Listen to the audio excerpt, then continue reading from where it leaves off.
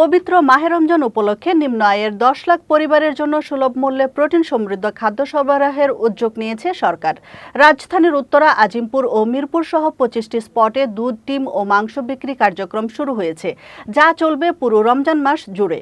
আজ রাজধানীর মহাখালীতে অবস্থিত বাংলাদেশ প্রাণী সম্পদ গবেষণা ইনস্টিটিউটের উদ্বোধনী অনুষ্ঠানে মৎস্য ও প্রাণী সম্পদ প্রতিমন্ত্রী সুলতান সালাউদ্দিন টুকু জানান, এই কর্মসূচির আওতায় প্রতি ডজন ডিম 96 টাকা, প্রতি কেজি দুধ 80 টাকা এবং প্রতি কেজি মাংস 650 টাকায় বিক্রি করা হচ্ছে। তিনি আরও বলেন, দেশের অন্যান্য জেলাতেও পর্যায়ক্রমে এই কার্যক্রম সম্প্রসারণ করা হবে এবং এর ফলে বাজার মূল্যেও ইতিবাচক প্রভাব পড়বে বলে আশা করা হচ্ছে। নিম্ন আয়ের মানুষের জন্য আমরা প্রায় সারা বাংলাদেশে 10 লক্ষাধিক পরিবারকে আমরা এই কার্যক্রমের আওতায় আনতে সক্ষম হব।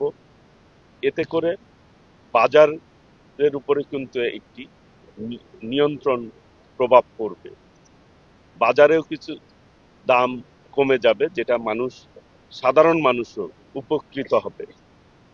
এই উদ্যোগের মধ্য দিয়ে ইনশাল্লাহ আমরা দিন দিন এই পরিমাণ যাতে বাড়াতে পারি, সেই অনুযায়ী আমরা কাজ করবো ইনশাল্লাহ।